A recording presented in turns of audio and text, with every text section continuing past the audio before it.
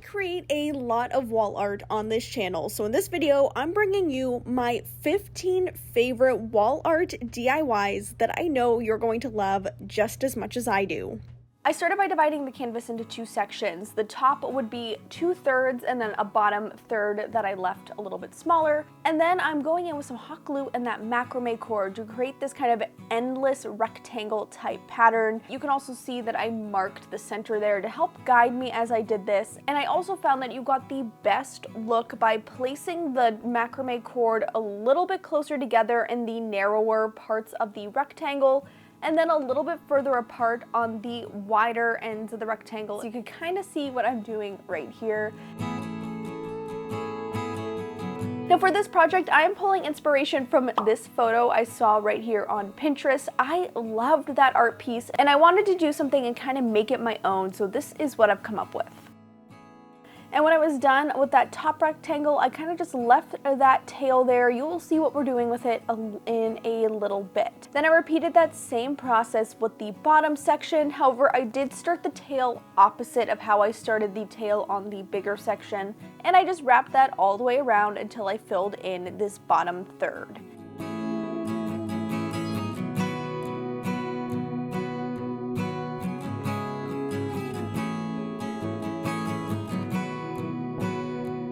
Then to complete the piece and to making it almost look like I did this entire thing with one endless piece of string, I took the two tails and I matched them up on the side right here, and it worked out really well. I think this is just a small little detail that I didn't intentionally think I was going to end up with, but I think it really elevates the look of the piece. To mesh everything together on the canvas, I'm going to use a combination of some tissue paper and some Mod Podge to add a layer over the entire thing just to smooth things out and add just an additional level of texture. I really think this is going to make all of the difference for this piece. Now when adding that tissue paper with the Mod Podge, I did find it took a little bit of trial and error until I figured out the best way to apply it, because there was all of those textured areas from the rope. And I found what worked best was putting the glue down onto the canvas and onto the rope, and then placing the tissue paper sheet by working it in, starting at the center of the tissue paper piece, kind of pushing it around these center rope pieces, shaping it over top of the rope, and then kind of pushing it down to the surface of the canvas again, and then repeating that until we got all of the rope pieces covered with my little piece of tissue paper. And I also did find that one coat of the tissue paper was definitely not enough. You were still seeing a lot of that rope and a lot of areas where the tissue paper kind of bent or ripped or tore in a couple spots. So going in with another layer of tissue paper after that first one was applied really made the difference.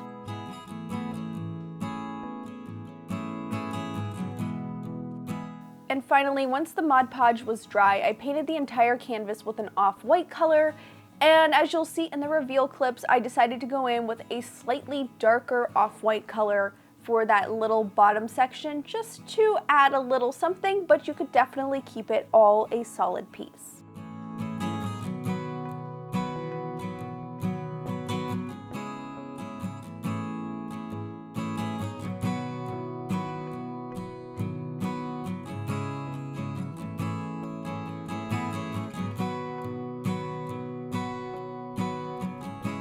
I'm starting with this 13 by 17 inch watercolor pad that I've just had for a very long time in my stash from actually a painting class I took in college, and that's also where I got this watercolor set and then my 2 containers of water. And I started by giving the watercolor paper a good wash in just solid water, no paint added to it just yet. That's because that's going to wet the paper and prime it for when you add in the colors.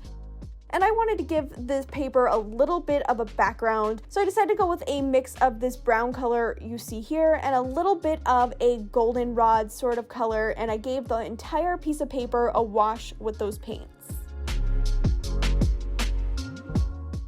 Once that background had completely dried, I'm now going in with this burnt orange and tan paint. I picked this up at Joann's. It is by far my favorite acrylic paint, and it's exclusively sold at Joann's. I just love this paint so much. And I'm also taking a plastic cup and I'm tracing that into 2 circles on the piece of paper.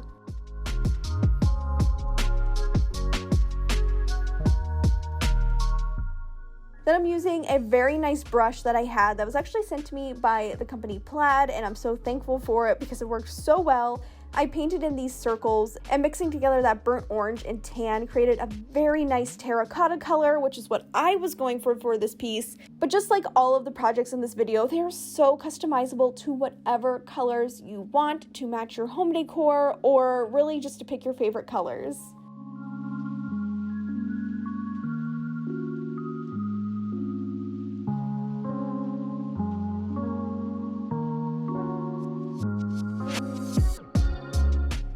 Once those two acrylic paint circles had dried, I'm now gonna layer in some more watercolor. This is kind of a fun mixed media type project. I used some lids to kind of help me get the art shape that I'm gonna be creating, and then I went in with some black watercolor paint and painted in those arches. And now it did take a couple times of layering that paint in. You kind of wanna let it dry at least once or twice in between before layering in another layer of that black to get it semi-opaque. You do want to still be able to see the paper shining underneath, but you do also want to make sure that you get some pretty good coverage over those acrylic paint circles. I did find that the paint didn't quite want to stick where that acrylic paint was, and it took a little bit of extra layering in those spots, but I love the result and how this looked. It was such a unique way of doing an abstract and watercolor type painting that was incredibly simple because all you're doing are a couple of shapes. Now, I would say probably the only part of this whole painting that I sort of questioned why I did it was adding in this white kind of squiggly line right here. I didn't get it quite as neat as I wanted, but in the overall piece, I think it looks great, and this is definitely a great project for you to try. You could do it at any skill level. You just need some inexpensive watercolors, inexpensive acrylic paint, and a piece of watercolor paper, and you're set with this gorgeous abstract piece that is incredibly trendy as well. Now, what really sets this piece over the edge is by giving it a mat. Now, the frame that I'm using did not come with a mat, but I did happen to have this mat that was in my stash. You could also pick these up at Michael's. They're already pre-cut, or of course buy a frame that has the mat board in it. And I just used some tape to position the painting where I wanted it so it looked nice and centered. And then I added it into this 16 by 20 inch frame, and I got this from Michael's for really cheap when it was on sale. And the mat board really set this over the top, and I love this piece and how it turned out. It is my favorite art piece so far.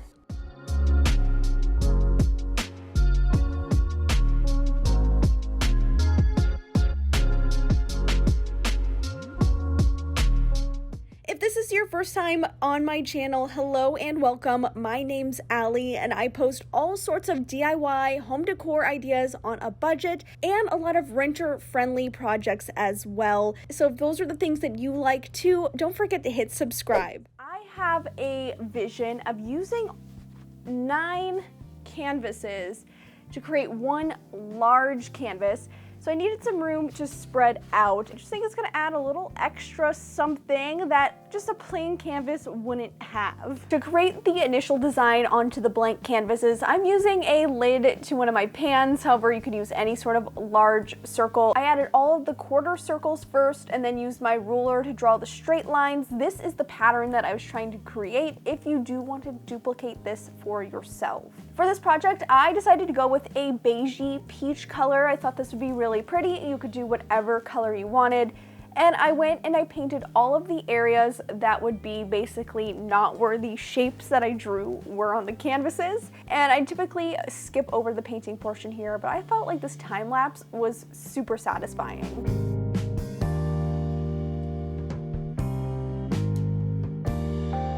Now in the areas left blank, I'm gonna use a combination of white chalk paint and spackle. You can use any sort of white paint. I'm using chalk paint because it's a large container, so I'd have a lot to use. And then I'm using a palette knife to apply that spackle paint mixture onto the canvas in those empty areas. I also try to move the palette knife in the direction of these different shapes, so the curved pieces had some curved strokes, the vertical ones had vertical strokes, of course, and the horizontal had horizontal strokes, and I really love the texture that adding a little bit of the spackle gives.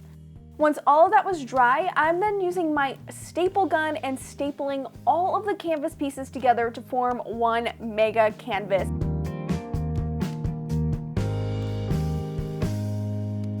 And for a little extra security, I did decide to add in some E6000 glue in each of the crevices. That's gonna hold it all together after it dries. And finally, on those peachy areas, I went over it with a satin poly coat. I think this just adds a nice little sheen to contrast with the matte of the white textured areas.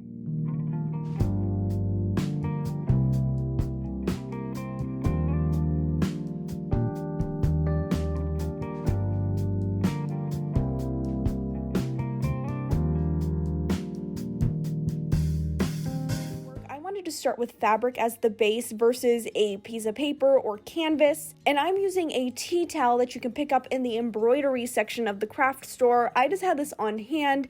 You could use any sort of fabric that kind of mimics a linen or canvas type feel. Now I'm going to be using 11 by 14 frames for this project, which is smaller than the artwork I'm duping, so I just used that measurement of the frames to judge what size I cut down my fabric to.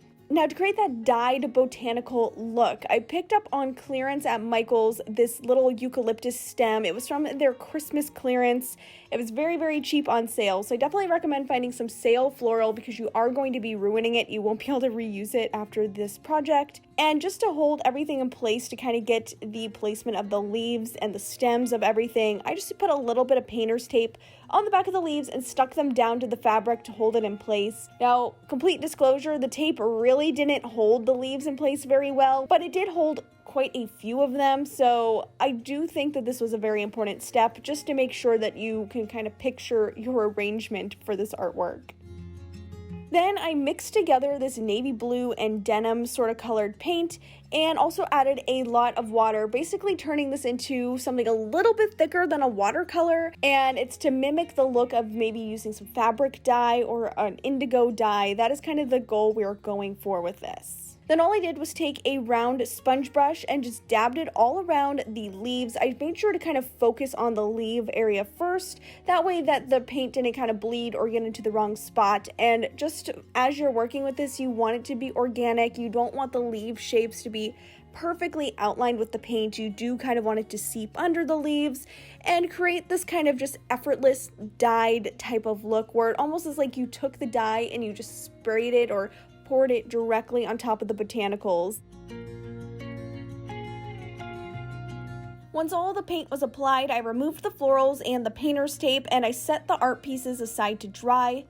And then after it was dry, I came back in with a little bit of an off-white paint color. This is in the shade Parchment.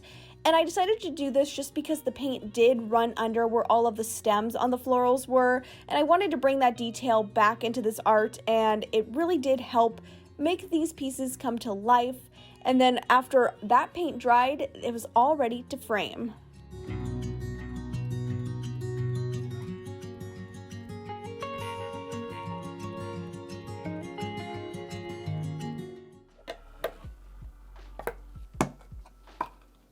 I'm using the wood stain Early American by Varathane. This is their fast dry stain, so it only took an hour for it to dry.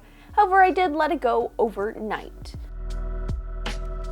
Now that my dowel is dry, I still want this to have very much like a rug look for this tapestry. So what I'm gonna do is fold this over at about this spot right here. That way we have kind of the complete triangle pattern still going on. Now to make this removable, I have a couple brass looking finishing nails, and that is what I'm going to use to hold this onto the dowel. I grabbed 4. I think 2 might look a little cuter, but we're gonna see what it requires as we work on this.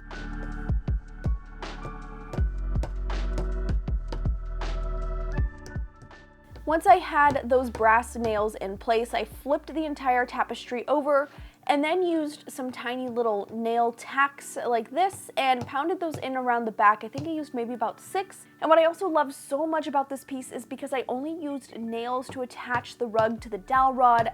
All of it can be removed and this rug can become a floor rug once again once I'm tired of using this on my wall. And as an extra temporary touch, I used some washable fabric glue. Basically, if I throw it in the wash or add a little water, this will completely dissolve and detach. And I used that to glue down some cream colored tassels that match the rug. I just thought this would be a nice little feature.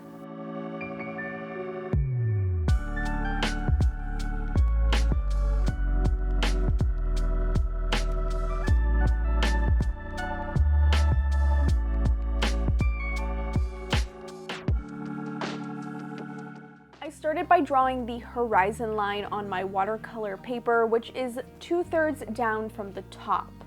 And to make the sky, I first wet the watercolor paper with just plain water and started adding in a very pale off-white tone that's a little gray, a little beigey to create the look of a sky with some clouds.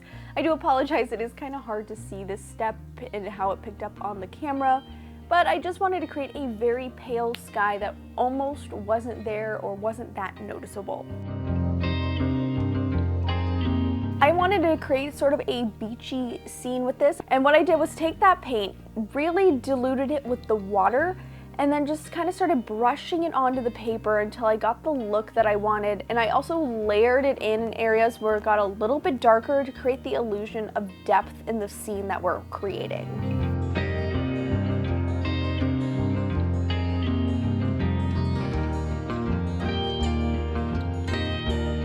Now I let that sky and shoreline completely dry, and then I'm going in and creating a very faint looking mountain in the background, which is almost the color of the sky and the color of the sand combined. I wanted this to be very, very light and almost just off in the distance like this. And I used the same technique I did for the beach, which was water down the paint and then apply it in the shape that I wanted onto the paper. Now you definitely kind of jump around a little bit with watercolors or faux watercolor as we're doing here. So for the water on this beach scene, I did the same thing I did for the sky, which was first wet the water area first before going in with a watered down gray tone. And I wanted to do this method because it creates a nice flowier look to really mimic the look of water. Now here you can see me mixing up a kind of terracotta brown type color. However, I didn't realize I was rolling on this portion, so I stopped rolling and then rolled again, and I already had the mountains painted. But I painted these just like the really faint ones in the background. It was the exact same method. And as the final detail on this piece, instead of going in with the faux watercolor look, I'm just going in straight with this kind of medium darkish gray tone and painting a little line right here to create the foreground mountain line or something like this. But I didn't want this part to be watered down. I wanted it to be the straight acrylic paint right onto the paper. Now my favorite part of this watercolor pad specifically is that it is tacked down onto the pad, then you have to remove it like so, and it's just great because then you don't have to worry about stretching the paper. I'll be sure to link this in the description box. And then as just an extra detail, I'm using this little paper cutter that I've had for years. I got it back in high school to create a decal edge around the edge on all four sides, which is basically like a faux torn look. But if you wanted to recreate this, you could obviously just rip the paper very carefully around the entire edge and it would create the same sort of look. And finally, it is time to assemble everything back together. Now because my frame is a little bit larger than my art piece here, I'm using some duck cloth canvas to create the mat or the backing. You could obviously use a traditional mat for this if your frame comes with one. But first I laid down my watercolor piece. I stuck a couple little adhesive things onto the back of it to hold it into place once I put down the fabric. Then I added all the rest of the inner frame pieces and hung it up on the wall.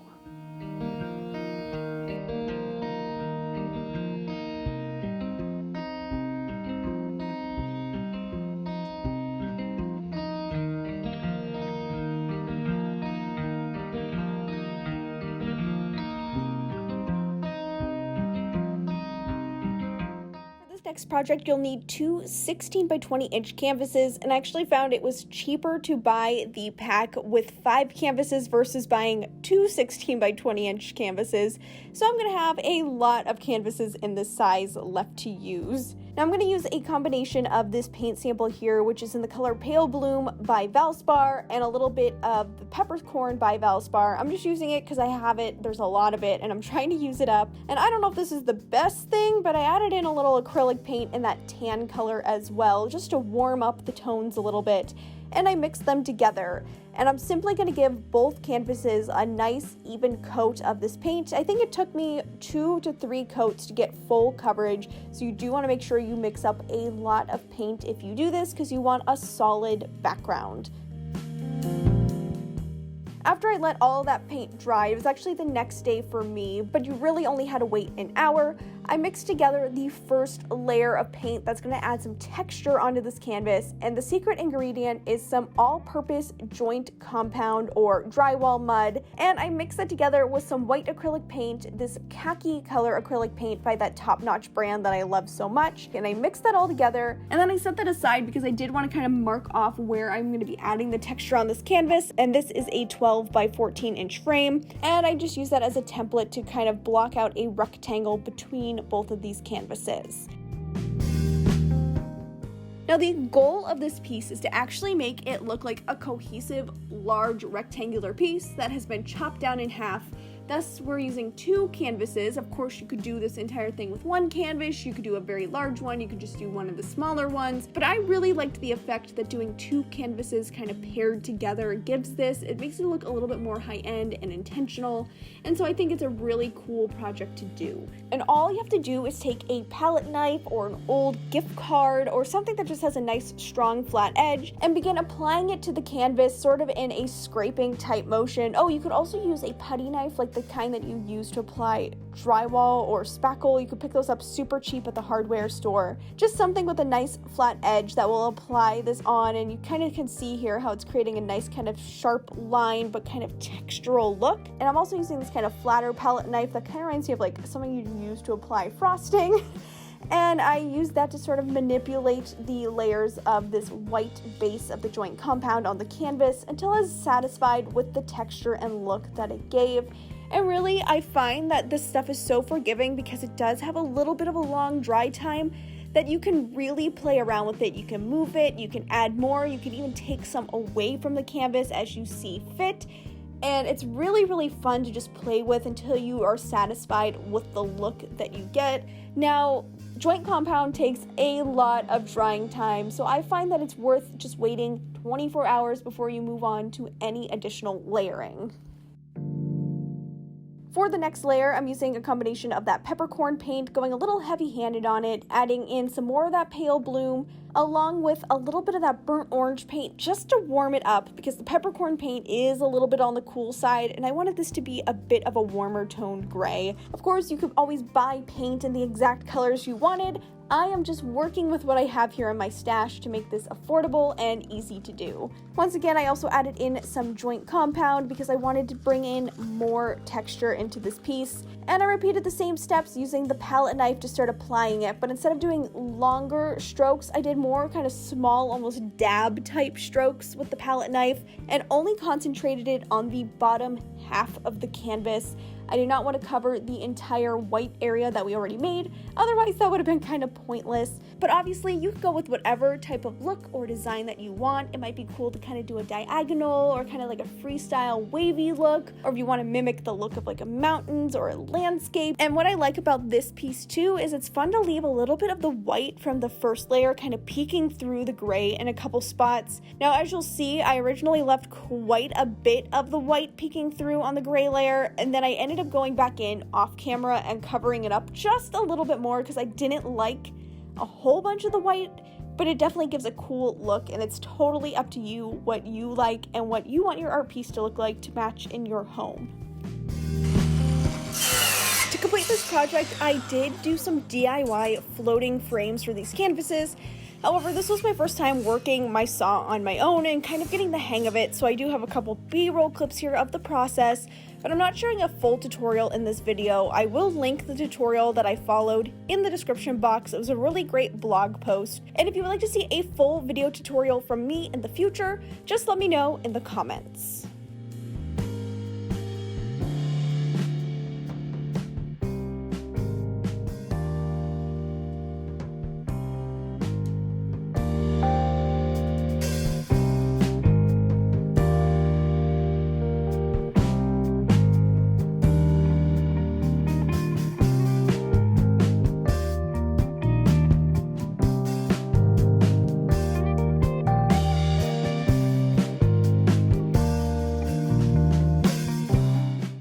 In order to make this piece of wall art, I'm using a bunch of these Dollar Tree nautical ropes. I think I only ended up using 3 instead of all 5 that you see pictured here.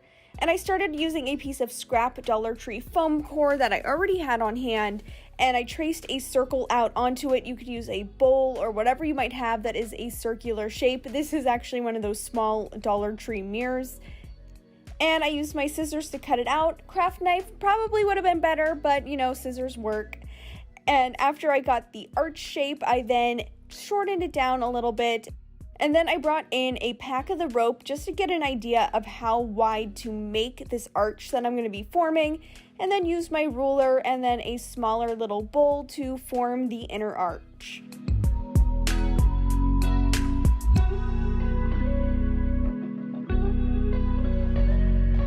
And now it is time to begin gluing the rope down. I made sure to leave a generous amount of rope to make the tail, and then use hot glue on the very edge of this foam piece that I cut out, because you don't want to see the foam. You kind of want the rope to kind of hang off the edge of the foam just a little bit to hide it and conceal this as the background. So then I just hot glued all the way around the arch and stuck the rope down. And then I went and used my scissors to trim off the excess at the same length as the tail on the other side. And that gives you plenty of rope to use that same piece of rope to go all the way around the arch again. And you are left with a little excess. And my hack here is just to put a little hot glue on the end so that the excess that you're left over with doesn't fray. Now, as I'm finishing gluing down the rope, I do want to say that I believe this piece sold on West Elm's site, and there are a few other ones that are actually created by an artist who hand makes these and then West Elm sells them. That's why I'm not recreating this exactly like the West Elm product, because I want it to be inspired by this artist, but I don't want to be duplicating what they're doing. And I definitely recommend, if you have the money to support artists, whether it's this artist in particular or any artist, to choose that instead of trying to duplicate or recreate their work. Once I had all the rope glued down, I used my craft knife to just kind of refine any of the areas where you could kind of see the foam sticking out on the edges. And then I took a piece of Dollar Tree cotton twine and I glued that down on the back, and then used a popsicle stick that I cut down into a smaller piece to reinforce the string on both sides of the arch.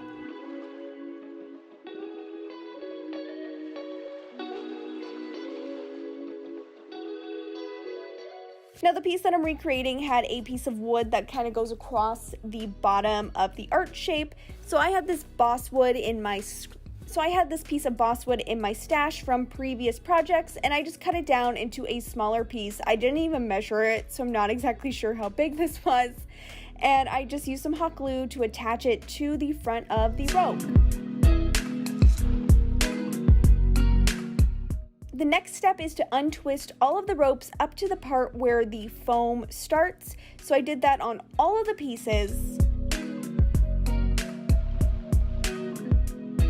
And once I completed that, the trick to get the nice, clean, frayed looking rope is to actually use one of these wire dog brushes. I just got this at Dollar Tree so that it was super cheap, because I know that these types of brushes are pretty expensive, and this just works to really make the fringe look great.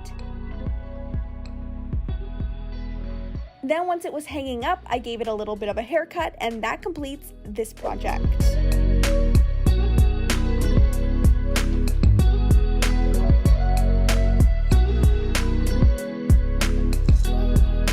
If you're enjoying all of the creative inspiration in this video so far, I would love if you'd give this video a like. It helps out my channel so much and spreads this video to many more DIYers just like you. The first thing you want to do is pick out your fabric. I picked this up in the upholstery section at Joann's, and I liked how these two different pieces of fabric complemented each other, but they weren't exact matches. However, you could use all of the exact same fabric for this DIY. I'm also using 4 8.5 by 11 frames with this really nice gray wood tone.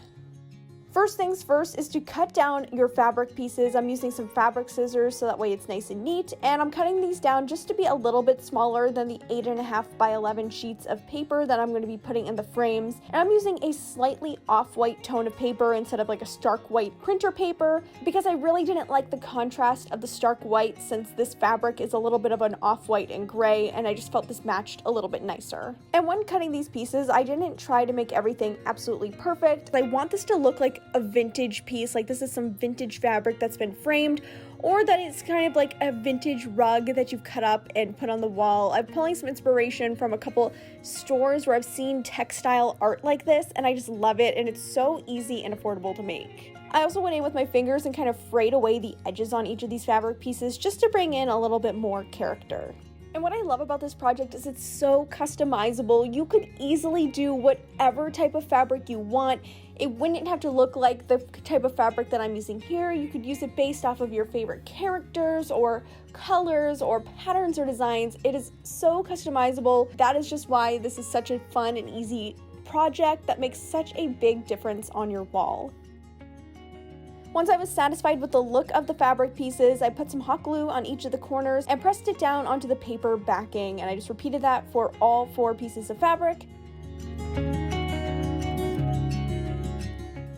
And then I put them on the frames, and then it's all about displaying them on the wall, and I love how simple this project is, but it makes such a huge impact.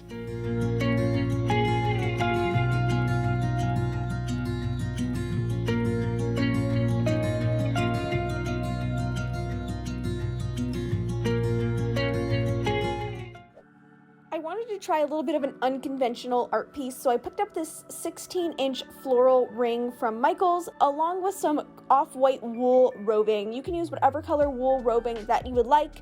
I just already had this in my stash. And I started by cutting 5 long pieces of the wool roving so that I'd have enough that it would fit around the circle. And once I had enough pieces cut, I then took them and split them in half, so just so that the roving wasn't so thick and chunky. However, if you wanted to keep it kind of in its thicker state, you could just leave the pieces together and cut 10 strips of the roving. Then using a lark's head knot, which is a very standard macrame knot, I just looped all of those around the top of this ring.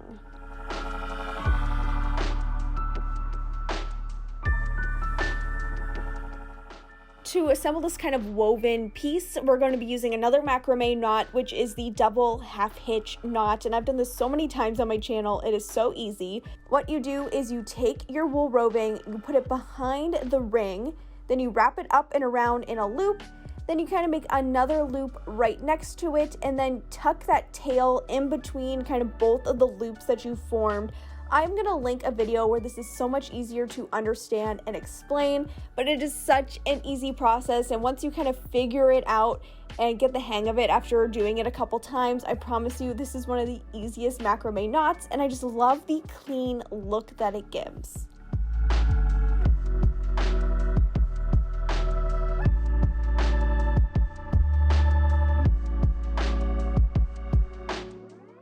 Once I had 10 of the wool roving strands locked in with that double half hitch knot, it's then time to use the other half of those strands, and we're going to start weaving them underneath. You can kind of see the pattern that I'm doing here. Now this part is a little bit tricky to explain. Hopefully by watching it you can see what I'm doing here. So what I did was I take the kind of coordinating strand that's already knotted together, and then taking the strand that's immediately next to it, I weaved it underneath and all the way across the back of this weaving to the other side of the hoop, and then I kind of repeated that all the way down. So it's kind of like the first one on the right goes underneath the first one on the left, and then the second one on the right goes underneath the second one on the left, and then the third one on the right goes under the third one on the left, and you just repeat that all the way down until you get this nice crisscross type of look with the wool roving strands.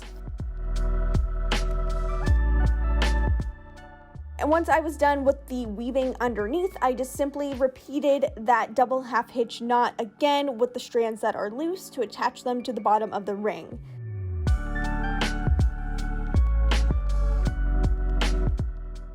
And then when I flipped over this piece, I realized I actually liked the look that the back had better than the front. So I didn't take apart the whole weaving, but I ended up redoing all of the double half hitch knots on the other side. But really this could have been avoided by, instead of taking the weaving strands over top of the coordinating strand across from it, if I would have taken it underneath. And it creates the same look, but either way, I like how either one looks. It's up to personal preference. Now, I wasn't a big fan of the tails that the roving had, so I used some hot glue to lock in each of these knots in place. I didn't want them to go anywhere. And then I took some scissors, I trimmed off all of the tails, and then I used some hot glue and this little finger protector here to help me kind of merge together all the tails and the frayed ends, create a really nice seamless look that mimics the look of the lark's head knots on the top of this piece. And that completes this wool roving weaving.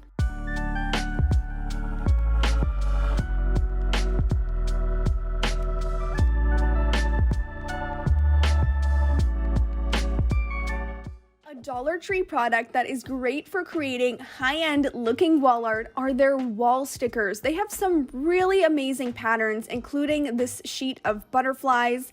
And the first thing I did was start by cutting down a piece of paper to 11 by 14. This is art paper, but you could definitely use a Dollar Tree poster board. Next, I used my ruler and a pencil to very lightly mark the center points on this piece of paper. That would make it just so much easier when I go in to place the stickers. And what I decided to do was make 2 rows of 4 butterflies, so 4 on one side and 4 on the other. And I kind of went in with this organically and didn't go in like a specific order when doing this, as you can see here, and kind of just placed the butterflies where I felt that they fit the most. Next, we're going to be using these Dollar Tree wood rulers to turn them into a DIY poster hanger. So you can easily remove these stickers off of the surface of these rulers, which is awesome for crafting. And then I just used my Dollar Tree square to create a straight line where I could use my hacksaw to cut off the little end that has the hole on it. I also made sure to give these wood pieces a little bit of a sand just to get off any of the rough spots.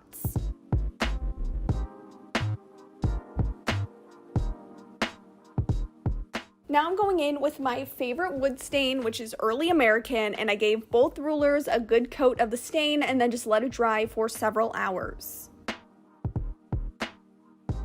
Once the stain dried, I used a little bit of hot glue on the front of the rulers, which is now the back, and you can kind of use that line that you see across the middle to help you line up the paper nice and straight on the back of the rulers.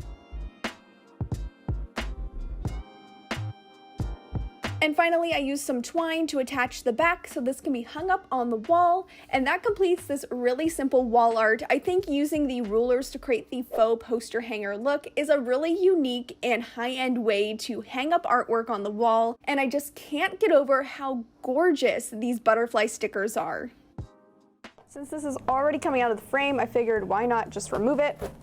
We don't have to worry about any sort of taping off or anything like that, and this will stay intact. I usually do my artwork in a portrait style, but I decided to go landscape this time.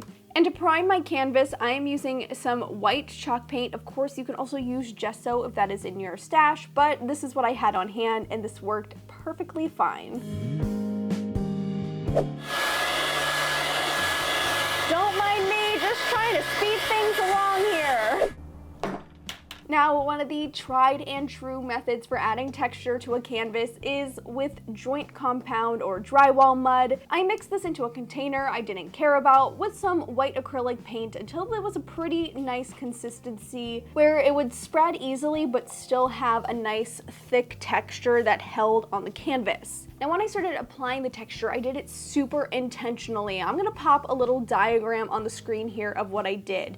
Basically, what I wanted to do was put the texture onto the canvas first and then build the paint colors on top of it. I thought this would create maybe a cooler look than mixing everything in and then having to wait for dry time between each of the colors.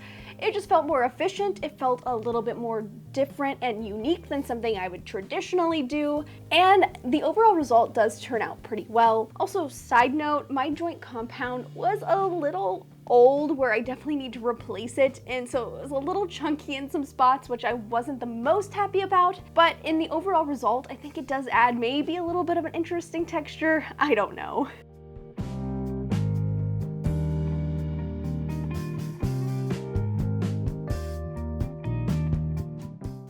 And with that last stroke of joint compound on the canvas, I let that dry for several hours before moving on.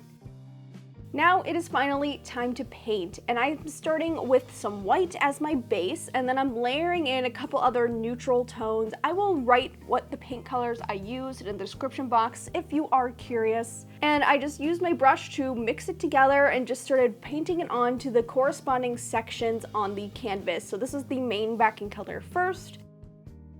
Then I mixed in a little bit more of a taupey beige color to do these two little extra textured sections right here. Now for this other larger area on the left side of the canvas, I'm mixing in some blue, some gray, and then I also ended up adding in a little bit of some black and white as well to create kind of a neutral bluey gray tone, which I think turned out really, really pretty. And I layered that onto the canvas in this spot right here and another little area in the bottom right corner. Finally, I wanted to create some really big, bold brushstroke moments on this piece, and I wanted to go with a navy blue or almost black navy blue. So I started with some navy blue acrylic paint, some black, and I mixed that together and then just used this larger paintbrush here to add a ton of paint onto this canvas like so. And I really love how this looks, almost like individual brush strokes just painted right on the canvas with nice thick textured paint. It really layered over that joint compound layer so incredibly well. Now after I let that dry, I did realize this felt like it was just missing something. It felt so plain. That's when I decided I needed to go in with some more color tones in each of these sections. Definitely would have been easier to just do that right away from the beginning, but what I did was take my little paint palettes there, layered in all the colors that I had already used to make each of the colors, but then sort of adding maybe a little bit more black for a couple brush strokes, a little bit more white, a little bit more of the navy blue into that light blue you see me doing right here. Just trying to bring in a little bit more variety in my brush strokes, and I found really wetting down the brush and applying that with a wet brush stroke and then blending it in with some extra water as well helped to make it all look incorporated and intentional versus a afterthought of realizing, oh, I should have probably done that at the beginning. I think that's why I really enjoy painting so much, is because it does feel like it's so forgiving. If you mess up an area, you can always go back over it. It's such a fun skill to have that I think anybody can really do, especially a painting like this. This one is so easy and beginner friendly, and I definitely recommend you try something fun, geometric, and abstract, especially if you're new or maybe don't feel confident in your painting abilities just yet. And once my art piece was completely dry, I then just used some hot glue and attached the art back into the frame.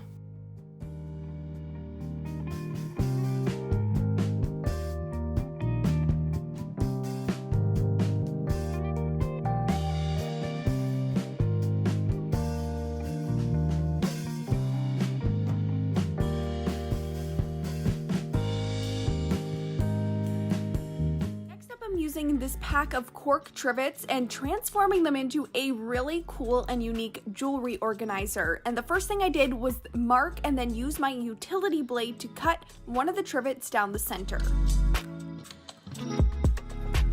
Then I brought in this crescent moon pattern that I quickly just cut out on some scrap paper, traced it onto the halves, and then used my blade to cut it out.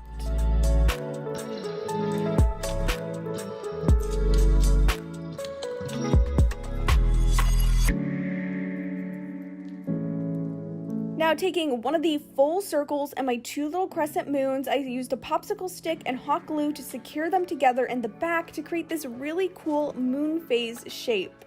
To make this hangable, I also took a piece of twine and used some hot glue to attach it to the back of the trivet. And since I didn't like the cork as is, I just painted the entire thing with some black acrylic paint.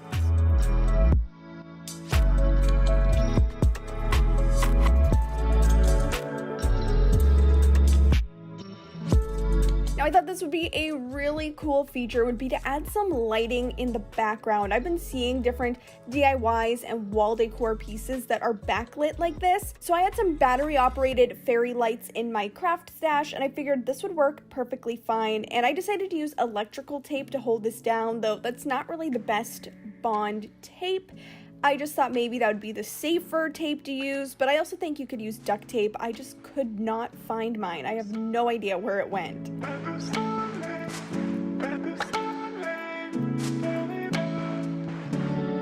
Once I had the lights taped down as the best that I could get them, I then used some of these little hooks that I picked up from the hardware store and screwed them into the bottoms of each of the moon shapes. I did 2 on each of the crescent moons and 4 on the bottom of the larger moon to turn this into a really fun jewelry holder. And I love this because earrings can also be pressed into the cork so that you can organize both your necklaces and your earrings.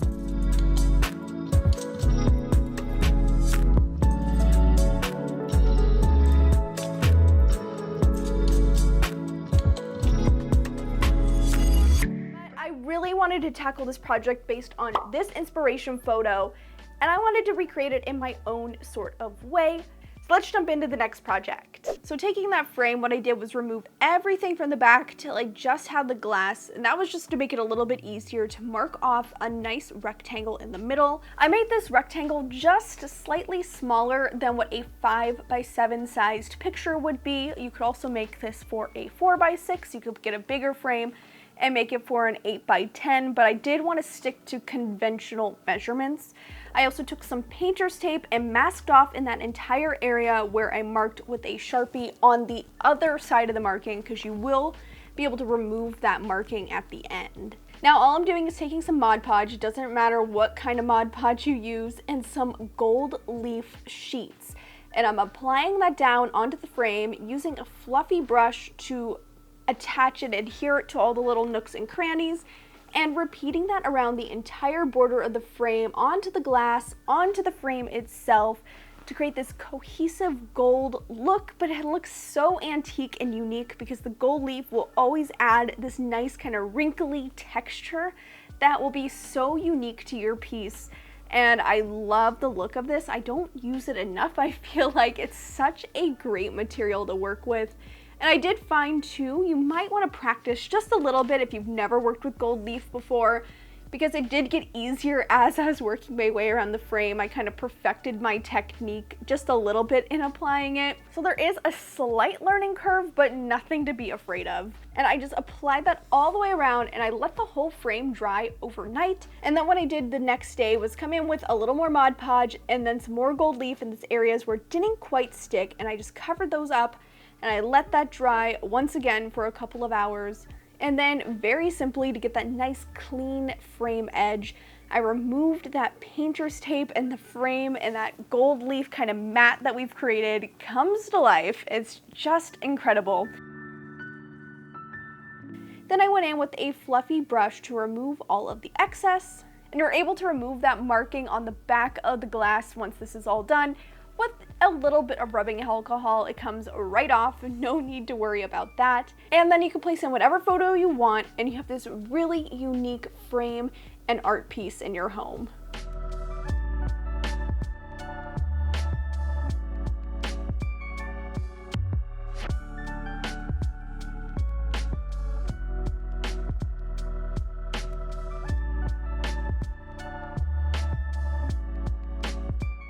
I'm starting this project by wetting down the piece of paper I'm using with a sponge. I just want it to be nice and stretched so that the paint and the paper will lay flat once it's all dry. I then took some masking tape and taped that paper down to the drawing board. This is just going to ensure that paper stays flat when it's time to paint over it. Then once that paper was completely dry, I marked out my little middle section here where I'm going to be adding my design, and painted the entire thing with this really nice grayish blue color that I mixed up. I just really love this color. I tend to gravitate toward it quite a bit, and I think it looks really great once it's dry. Next, I'm taking this Dollar Tree paintbrush. I like that it has some pretty coarse plastic bristles. It's going to create a really unique look for this effect that we're going for, and basically all I'm doing is just taking some white acrylic paint and brushing it into strokes on the canvas in sort of a random kind of pattern, but you get these really nice brush looking lines. It's just a simple abstract piece of art that has a really high impact once you are done with the entire piece.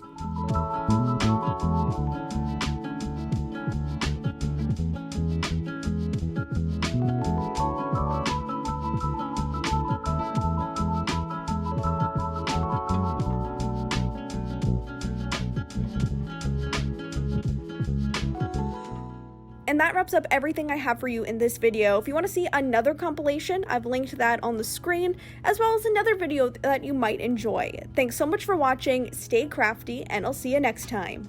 Bye.